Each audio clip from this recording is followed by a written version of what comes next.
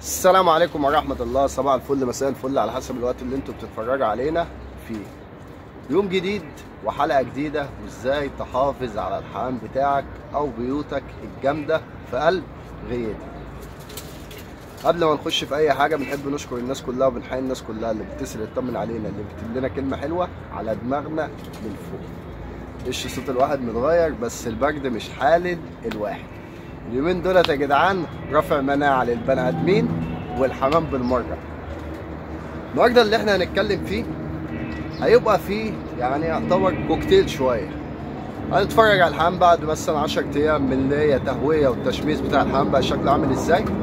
هنقول لك المستحم التاني بتاع الحمام ازاي. هقول لك على البيوت اللي انت بتحافظ عليها ازاي، واحدة واحدة كده. قبل ما نخش في الفيديو بتاعنا كل واحد يصلي بينا على النبي عليه افضل الصلاة والسلام. يا نبي، دلوقتي هنبدأ بحتة اللي انا لو عامل حمامة جامدة ومربي منهم 1 و2 و3 واسست منهم أسوس في قلب السلاكة عندي. الحمامات الجامدة بتتعمل من يد الغاوي، من يد الغاوي. وممكن اللي انت بتكملها من حد يعز عليك في يعني يعز عليك صحوبية بعيد عن الحمام، يعني يعز عليك صحوبية. المحبة بين الشخص والشخص بعيد عن الحمام، لو طلبت اي حاجة عمره ما هيدلك. لكن في الحمام في ناس بتحب وفي ناس ما بتحبش اللي احسن منها.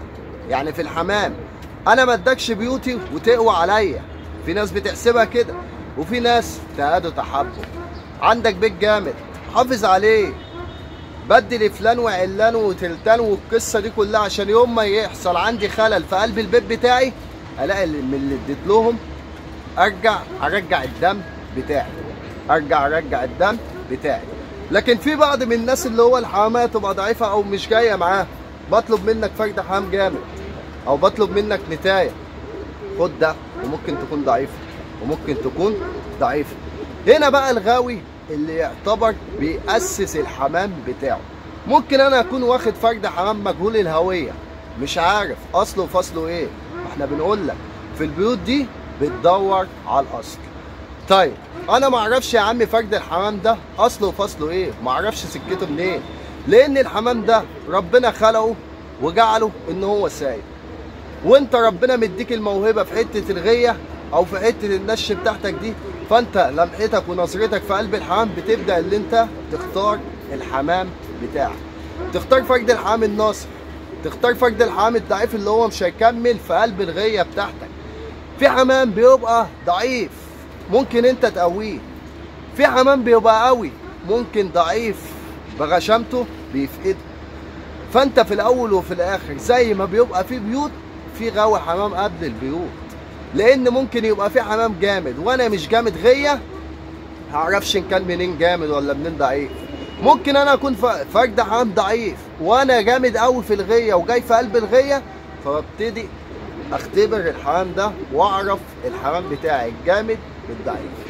طيب ربنا كرمني وكنت عامل شويه وجيت رحت منقي منهم فرد حمام جامد ودورت له على انتهى، رحت عاملهم قص. ببتدي اختبر الحمام بتاعي، الاتنين دول الدم لقط على الدم بتاعهم او الاتنين لفقوا مع بعضهم وعيالهم طلعوا جامدين، دولت اللي ببتدي اللي انا احافظ عليهم وببدا اللي انا اسيب منهم، او العكس نتايه طلعت جامده وانت شايفها وعامه، عشان برضه تحطها في دماغك. في حته تربيه الزغاليل يا جدعان النتي بتبقى او جامده قوي في النش وهي زغاليل صغيره، فبتيجي انت بتزعل، انت كراجل غاوي بتزعل، ده فرد الحمام ده قوي، ده فرد الحمام ده جامد، ازاي تيجي نتايه؟ ده مصلحه اللي هي جت نتايه، المصلحه اللي انت اختبرت الحمامه دي والحمامه دي طلعت ناصحه وعملت لك خرم في دماغك، فهي دي اللي انت بتاسس منها. ما تزعلش على حمامايه طلعت ولا ذكر اللي انت نزلته بايديك من قلب الغيه. انت تزعل لو الحمام ده فقدته وما عملتش منه 1 و2 و3، ده اللي تزعل عليه. لكن حمامايه طلعت ناصحه في قلب الغيه بتاعتك اوعى تحزن عليها، ده دي اللي بتاسس الغيه، ده دي اللي بتبني السلاكه من بدايتها. فانت الحمام اللي انت بتختبره في الاول ده بينفعك فيما بعد. الذكر مقدور عليه، الذكر امره بيبقى سهل، لو انا عندي الحمامات تركيزها عالي وممكن اجيب لها اي ذكر من اي بابه، من اي غيه في بابه، اجيب فرد حمام جدع. مش معنى كده ان انا برضه انزل اجيبه من السوق، لا انا هجيبه من اي حد برضه كده اهو، بس انا واثق في حاجه غير اللي انا مثلا ايه، ولا اعرف حاجه عن الذكر ولا اعرف حاجه عن النتايه. لا انا عندي مثلا النتايه جامده وجبت لها ذكر، او عندي الذكر جامد ودورت لها على نتايه، فابدا اللي انا بختبر الحمام ده وابدا اللي انا اربي منه. طيب لازما الحمام الجامد ده تاسس منه 1 و2 و3 و4 و5 على قد ما تقدر، عشان يوم ما يحصل يبقى في خلل في قلب السلكه بتاعتك تبدا اللي انت تسحب من اللي فوق. وهو ده اللي حصل معايا. دلوقتي انا هسحب بالظبط بتاع 3 دكوره من قلب الغيه، من قلب بيبان. ما هجرتش البيبان ده، انا البيبان دي فيما بعد ربنا يدينا ويديكم الصحه كده، بدل ما انا 3 حمامات ساحبهم من قلب بيبانهم، اخلي من كل فرد حمام 3 دكوره جنب بعضهم. يعني ربنا يدينا الصحه ويديكم الصحه، هتسحب واحد ممكن ترص مكانه 3 و4 و5، يبقى انت كده في الزايد مش في الطالع. فرد الحمام لوحده هنا اهو، لو ما حافظتش عليه وهو جامد وما خدتش منه 1 و2 و3 يبقى بناقص منه، ما انت ده ما عندكش منه تاني. هجيب منين فرد حمام جامد؟ الا اكون فرد حمام انا مجربه سنه و2 و3 و4 وخدم معايا، وفرد الحمام فيه جهد. ما اخدش فرد حمام من قلب الباب هنا اهو، او من قلب الغيه وهو خلصان. لما انا بكون مربي 1 و2 و3 من الحمام ده عند ابوهم لا قدر الله، وهو ده اللي حصل. عند الورديات ابوهم اتفقد، عندي الحلس كنت مربي 2 بدبابيس، واحد السنه اللي قبل اللي فاتت اتوفى، وواحد السنه دي اتوفى. مفيش اي مشكله في الاصل بقى، في الحمامايه ام الحلس دي عندي النتايه الحلس، والورديات دولت عندي الدكوره بتاعتهم فوق. لما انا بيبقى عندي مثلا دكرين تحت، او عندي دكر تحت في قلب السلاكه، بجيبه على النتايتين، بلعب معاه على نتايتين. لا قدر الله لو حصل اي حاجه، عارف ان ده ابن انهي نتايه وعارف ده ابن انهي نتايه. يعني انا الدكر بفرخه على نتايتين، عيالهم بيبقى هنا دكر واحد من نتايتين، عشان لا قدر الله لو حصل اي حاجه اشوف اللي امه مش تحت، اللي امه يعتبر اللي هي ابوها بياخدها، اللي هي يعتبر مرات ابوها، ده بيبقى بعيد عن الدم وبعيد عن النسب خالص. ابوه متجوز نتايتين، هو ابن نتايه منهم، يبقى ابن ده ما ينفعش اخده فرد الحمام ده ادي لامه، لا اخده اديه لمرات ابوه اللي هي يعتبر بعيد عن نسبه خالص. والعصب عصب ذكر مش عصب نتايه، لان النتايه يعتبر بعيد عن دمها. فابدا اللي انا اسحب اي ذكر من دولت وابدا اللي انا افرخه. معلش اللي طالع عليكم، بس هي كده الواحد بيختصر لكم الدنيا كده، لان الحمام ده يا جدعان اقسم بالله كل يوم في قلب الغيه دي بتعلمك، وده اللي بيعلم اكتر. كل حاجه في قلب الغيه دي لو انت حبيته صح، مش كتر حشو ورغي والكلام ده كله، لا ده الحمام ده كل يوم فيه جديد. بقول لك ممكن المصطلحات تبقى واحده، لكن الفيديو بيبقى فيه نقطتين 3 4 5 كمان بعيد عن الفيديو اللي قبله. فمعلش اللي طالع عليكم، هنتفرج هنشوف شكل الحمام ازاي، واقول لك تاني مستحم، وهنبدا اللي احنا نسحب الدكوره بتاعتي. وما تسحبش عيل صغير، ما تسحبش عيل صغير، اختبر اسحب فرد حمام تكون اختبرته في سنه واثنين وثلاثه، عشان يوم ما تفرخه يبقى انت مسقط دماغك من عليه وفاهم فرد الحمام ده على ايه. ما تسحبش فرد حمام تقول اصل هو كده كده من بيوتي. ما انت البيوت دي مش شرط اللي انت بتبقى عامل بيت جامد بيبقى كل ما بيروحش منه حاجه، ممكن وارد يبقى فرد حمام فيه خلل، فرد حمام فيه عجز، فرد حمام جاي له حاجه في دماغه، في 1% بيروح من الحمام ده. ممكن اللي انت هتسحبه ده وهو عيل صغير هو ده اللي عندوش نسبه ذكاء، هو ده اللي دماغه فاضيه. فانت عشان خاطر لما تيجي تسحب فرد حمام من غيتك، اسحب اللي مكيفك، اسحب اللي عمل لك خرم في دماغك، اسحب اللي ايه نخشش هنا في دماغك، هو ده اللي تسحبه وتفرخه. تعال بقى مع بعضنا كده اهو. ده الورد الكبير، ده يعتبر اكبر واحد في قلب الغيه، ده بالظبط كده 3 4 سنين عمره، ده يتسحب، فرد الحمام ده يتسحب. ابوه توفى في استبن مكانه، ومش بس كده، ده اخوه بس على انتايه مختلفه، ده اخوه على انتايه مختلفه. مش هسحب ده، تعالى، ده اخواته اب وام، ده اخواته كده اهو، فرد الحمام ده اب وام، وده نفس الكلام. الاتنين دولت بيترموا، يعني 1 2. ده التالت، ده اكبره، ده اكبره، ده اللي يتسحب، ده اللي يتسحب. تعالى هنا، الاخضر ده اكبر واحد فيهم وانضف واحد فيهم. برضو انت لو انت عندك بقى 2 3 كده اكبرهم، استحسن اي فرد حمام فيهم، استحلى فرد الحمام. يعني فرد الحمام ده خدينه كويسين، لونه كويس، مسلته مفتوحه، فرد الحمام سلت من تحت، عشان يوم ما تديله لا قدر الله انت عامل حويسه فيها اي مشكله، فرد الحمام يظبط معاه. هي جموديه وبرده بتزيد حلاوه بفرد الحمام، مش اي فرد حمام اللي انت بتحطه وخلاص. اخوه اهو، ده اكبره، ده اللي بعديه.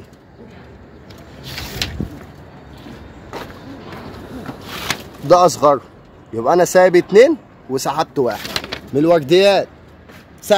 يعتبر سايب 3 وسحب 1. هنا الحلس قشر بنات عندي ده خلاص، هو ده اخر واحد، اخر جندي، ده اخر جندي من الحلس بتوعي، مفيش تاني. العصب بتاع الحلس القشر بنات اللي كان عندي خلاص، هي مفيش الا يعتبر النتايه اللي من دمهم. اسحب بقى فرد الحمام ده وشوف له نتايه بعيد عن الدم. يبقى انا عندي النتي اللي انا هلاقيها على الدكرين التانيين، وهنا الدكر ده هشوف له نتايه بعيد عن الدم بتاعه. طيب هنا ده امه تحت، فرد الحمام ده امه تحت. هيتجاب مثلا لو انا دلوقتي انا ربنا كرمني بقص حلس قشر بنات، انا دلوقتي ربنا كرمني وجبت قص حلس قشر بنات، هعمل عمليه مقص، هعمل عمليه مقص. ام فرد الحمام ده نار، هاخد النتايه احطها على الدكر الجديد. طيب فرد الحمام ده نارين، هاخد النتايه الجديده هحطها على فرد الحمام ده، هحطها على فرد الحمام ده. يبقى انا كده الضعيف فيهم قويته، الضعيف فيهم قويته. هنتفرج بقى على الحمام ده.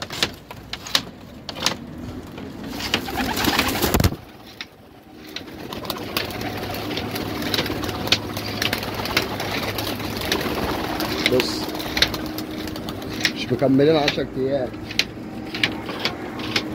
ارجع للفيديوهات يا باشا وانت تتفرج على الحمام ده، يطلق البيبان على السما.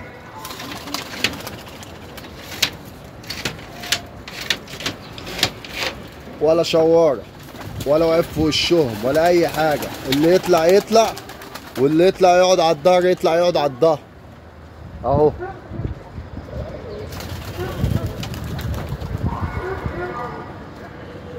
خدوا باقيكم.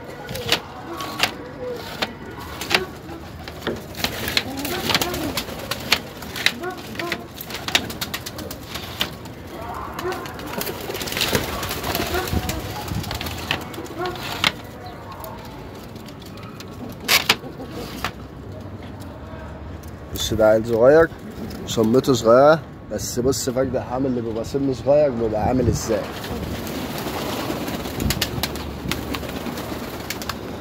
خفيف فرد حمام، ولا متخدل ولا فرد حمام كتفه واقف ولا اي حاجه من الكلام ده اهو.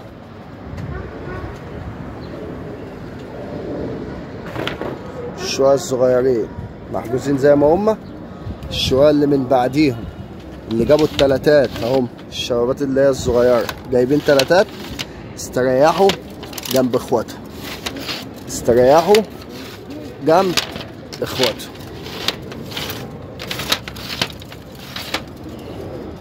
دولت الزغاليل الصغيره كانت سايبه الصبح، كانت سايبه الصبح، اتلمت واتكلفت، اتلمت واتكلفت.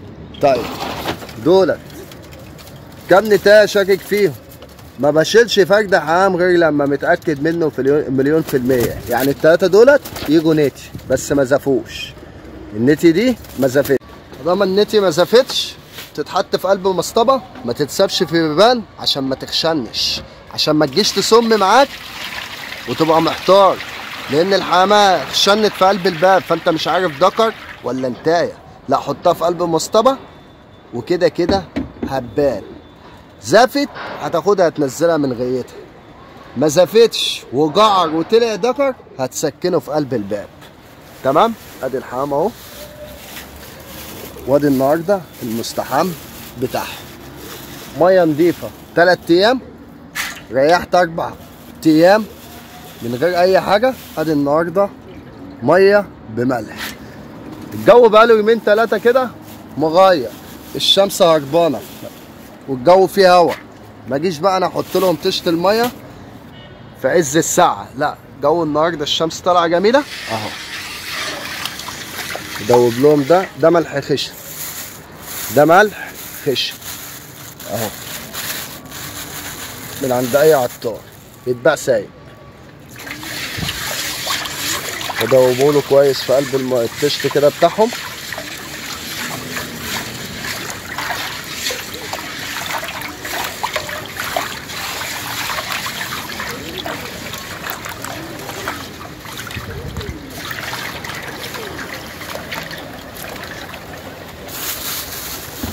واخله بقى من قدام الحمام ده.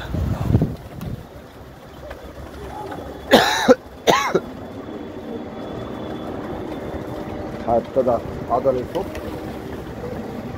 بشويه الملح دول، ميه بملح دول نشفوا الصمم معايا. الحمد لله برضو ايه اغلبهم نشف الصمم. هبدا دلوقتي بعمليه تقفيل بيبانهم، واسحب الدكاره دي وانزلهم وارصهم في قلب السلكه من تحت.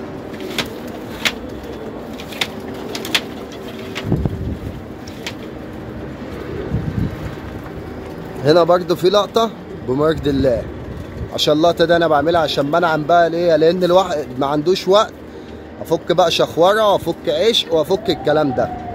الحمام ده في حمام انا خالب بيبانه خالص، في حمام لما ابتديت اللي انا اسوي الحمام بتاعه واشوف ايه اللي خلص وايه اللي ما خلصش والقصه دي، عملت لهم عمليه بدل في البيبان بتاعتهم. اللي قاعد من فوق وتحتيه فرد حمام بقاله 3 4 شهور مقفوله عليه، شلته من تحت حطيته في جنب تاني عشان الحمام ده هيطلع هو اخر حاجه فاكرها فرد الحمام اللي هو تحتيه، مش اللي جنبيه، لان اللي جنبيه في حواجز سد عليه، فاللي هو تحتيه هو اللي كان شايفه اكله وميته، وفرد الحمام اللي تحتيه يفضل اللي هو عاشق فرد الحمام. لما لخفنت بيبانهم خالص كده الحمام طلع، ولا في فرد حمام راكب فرد حمام، ولا فرد حمام عاشق فرد حمام، ولا اي حاجه. طيب لما قعدوا فتره طويله، هي مثلا اول كام يوم كده على الظهر مع بعضهم، هيبتدي بقى في فرد حمام هيعشق فرد حمام، هيفتكر اخوه اللي كان تحتيه، القصه دي كلها. اسيب 3 4 ايام واجازه يوم، اسيب 3 4 ايام واجازه يوم، مفيش فتح. اجي افتح لهم تاني يوم، هم كده كده دماغهم في الفتح، مش دماغهم بقى في ايه، في اللي هركب ده وعشق ده والقصه دي.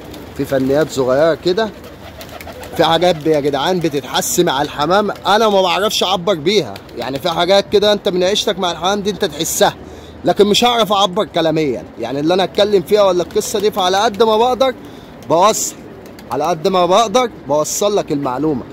طيب شغال برضه اهو، وادي الخل اهو برضه، ده لسه دوره ما جاش، ده خل سايب كده من السرجه ده. دي العده بقى بتاعت ايه الحاجه دي، الايام دي بتاعت الحمام. هنا عشان برضه تبقى انت فاهم، درع وجه الحمام ده داخل له اكتر من 15 يوم بياكل درع وجه، بياكل درع وجه شويه كده. خلص بقى المستحمات بتاعتهم دي، الملح دي هيقعدوا يومين 3 برضه ايه حسب الجو ما معايا كده، يستحموا ويظبطوا دنيتهم ميه بملح. بعد الميه بملح دولت المسيتين دولت، يعتبر بقى احط لهم شويه فيتامينات كده اهو فيهم، اي بقى مكمل غذائي برضه يومين 3 كده اهو، عشان الحمامه دي لو سخنت معايا، الحمامه دي لو سخنت معايا مفيش بقى طشت ميه، مفيش مسقه، اللي هم ينزلوا يبردوا السخونيه اللي فيهم. كل ده برضه هنتكلم مع بعضنا واحده بواحده كده، معلش الاطاله عليكم، بس الواحد لما بيفتح كادر كاميرا بيجيب اللي في قلبه، واللي بيطلع من القلب بيوصل للقلب. انا كده تمام، لو انت تمام دوس على اللايك اوان، فانتظرونا ان شاء الله من جديد لجديد. كان معكم كوتو ادم ابو عمر، والسلام عليكم ورحمه الله يا احلى ناس في الدنيا.